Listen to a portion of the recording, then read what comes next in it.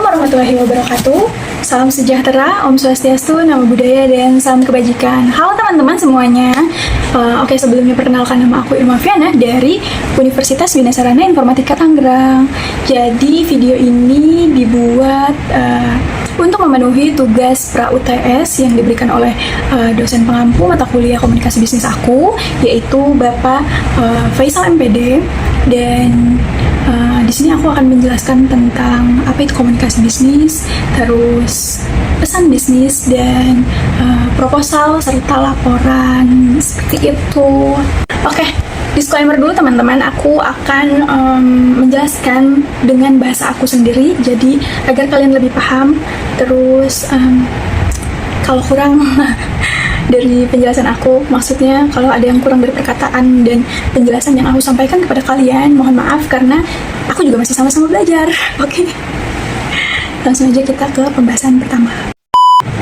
Oke, kita masuk ke pembahasan pertama, yaitu mengenai komunikasi bisnis. Jadi sebelum aku menjelaskan inti dari definisi komunikasi bisnis itu apa, aku akan menjelaskan tentang apa sih komunikasi itu dan apa sih bisnis itu sendiri. Oke, kita masuk ke komunikasi. Jadi komunikasi adalah penyampaian sebuah informasi, pesan, ide kepada individu lainnya. Sebenarnya bukan informasi dan pesan aja, maksudnya kayak bercanda-bercanda, terus ya sama teman, sama keluarga, itu termasuk komunikasi juga, terus curhat juga, terus yang lain-lain, pokoknya secara penyampaian. Jadi kita kalau ingin menyampaikan sesuatu itu termasuk komunikasi juga. Maaf aku agak nge-lag. Terus komunikasi itu terbagi menjadi dua, ada verbal dan non-verbal. Yang verbal apa sih? Contohnya itu seperti face to face, ketemu langsung. Terus digital bisa melalui Zoom, video call, telepon, terus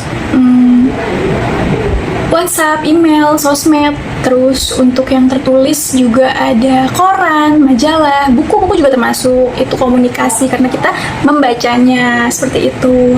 Terus yang non-verbal itu contohnya seperti body language atau bahasa tubuh, kayak bahasa isyarat, terus jari bisa kalau seandainya ada yang nanya gitu, nanyain barang di mana, lupa naro gitu, itu di mana sih gitu contohnya. Terus tanpa ngomong kita tinggal tunjuk gitu, itu juga termasuk komunikasi juga. Terus mimik wajah atau ekspresi, jadi kalau seandainya misal kita lagi bad mood, terus kan alis biasanya mengkerut-kerut gitu kayak gitu cemberut.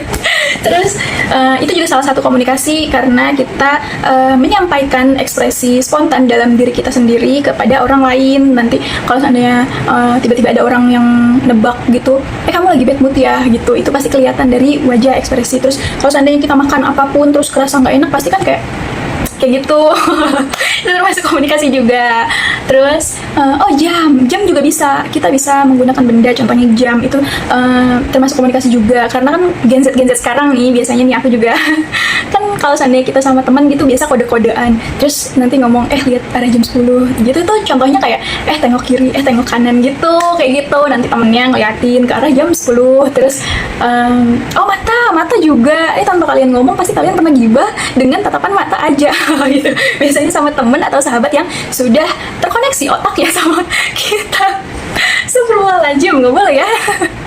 Jadi kalau seandainya kita agak nggak suka atau risih sama orang, biasanya terus senggol-senggolan, terus tatap-tatapan mata kayak jadi kayak gitu, ntar langsung paham gitu. Kalau nggak ngelihat orang cakep gitu kan biasa.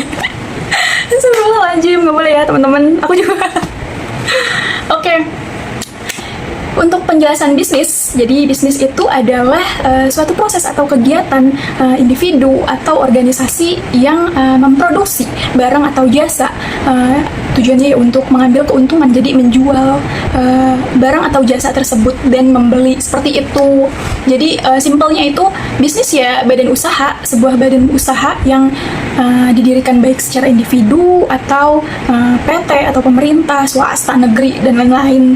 Ya pokoknya intinya badan usaha seperti itu. Jadi komunikasi bisnis itu ya penyampaian sebuah informasi, pesan, dan ide terkait si badan usaha tersebut, bisnis tersebut, seperti itu.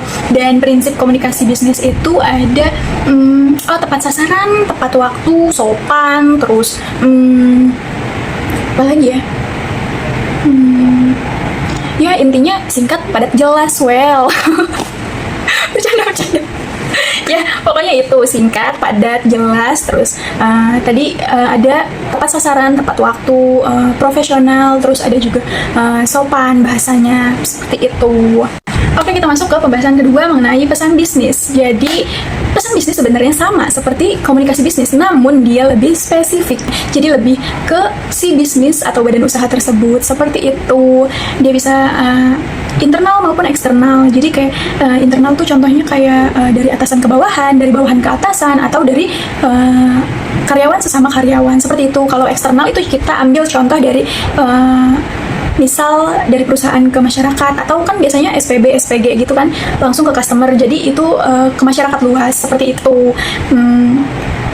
Bisa disampaikan secara lisan, tertulis, terus visual digital, seperti itu. Dan tujuannya untuk sekedar menyampaikan informasi atau mempromosikan produk, barang atau jasa, terus mengajak kerjasama atau collaboration. Kan biasanya kayak influencer gitu, terus collab sama sesama brand, seperti itu. Terus kita ambil contoh pusat perbelanjaan online, toko oren. Aku biasanya belanja di toko oren tersebut. Itu kalau seandainya aku ragu, biasanya kan kita kayak bingung nih bagusan antara A atau B. Nanti keranjang kuning dulu deh, gitu, kayak gitu. Terus itu biasanya si pemilik tokonya itu akan mengirimkan pesan, message. Coba kalian cek.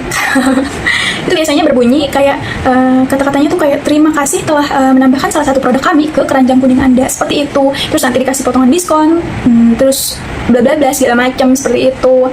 Terus kita ambil salah satu contoh brand kopi di Indonesia, kayak dia promosiinnya lewat WhatsApp gitu biasanya.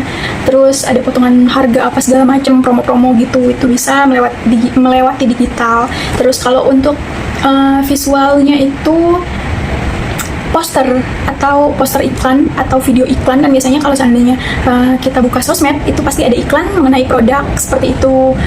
Terus untuk kerjasamanya itu contohnya tadi influencer, kayak gitu. Terus kita bisa DM influencernya, nanti diajak kerjasama untuk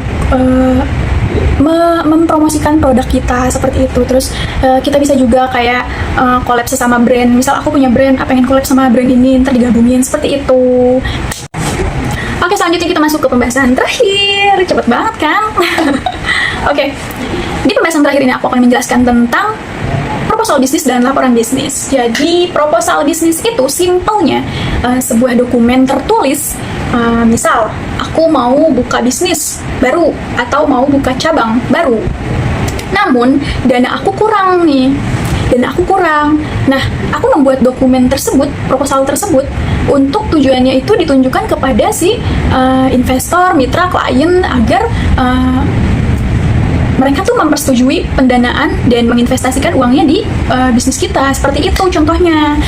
Untuk isinya itu biasanya ada latar belakang, terus rencana bisnisnya apa, analisis pasar, terus rencana keuangannya, strategi pemasarannya, tim pelaksananya, seperti itu. Lalu selanjutnya ada laporan bisnis. Apa sih laporan bisnis itu? Sama sebenarnya, dokumen tertulis, tapi dia bisa digital juga. Itu tuh biasanya isinya tentang hasil dari kinerja perusahaan tersebut.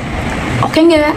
Kayak gitu, perusahaannya kayak menguntungkan nggak atau merugikan nggak nih perusahaan, seperti itu. Itu tuh biasanya mencakup laporan keuangan, terus laporan, ya biasanya kayak per 3 bulan sekali. Itu tuh tujuannya untuk mengevaluasi, jadi keuangannya bener nggak nih perusahaan, seperti itu. Terus itu biasanya kayak ada jangka waktu periode gitu, kayak setahun, misal kayak 2025-2026, kayak gitu. Tujuannya untuk mengevaluasi, untuk juga ya. Out of topic banget ya. Oke, selanjutnya ada laporan kinerja karyawan. Bagus nggak nih kinerja karyawannya, gimana nih, kayak gitu. Terus ada laporan per tahun juga. Itu biasanya untuk dikasih ke si pemegang saham ini. Itu biasanya seperti itu. Terus ada laporan evaluasi proyek juga. Contoh kayak misal mesin mati nih, harus diganti nggak, kayak gitu. Itu masuk ke laporan juga. Terus mau bangun tempat apa lagi nih di perusahaan, itu juga sama, kayak gitu teman-teman contohnya. Oke, sampai sini saja pembahasannya, penjelasannya. Semoga kalian tidak bingung apa yang aku jelaskan. Mohon maaf juga ya kalau seandainya omongannya, perkataannya masih kurang jelas, karena aku juga masih sama-sama belajar. Terus terima kasih juga sudah mendengarkan sampai akhir video, dan mohon maaf yang sebesar-besarnya apabila ada perkataan aku yang salah atau kurang. Aku menerima masukan dari kalian semua. Terus udah, mungkin ini saja yang dapat bisa saya sampaikan pada video ini. Kurang lebihnya mohon maaf. Wabillahi taufiq wal hidayah. Assalamualaikum warahmatullahi wabarakatuh. Bye bye guys. Kapan-kapan lagi.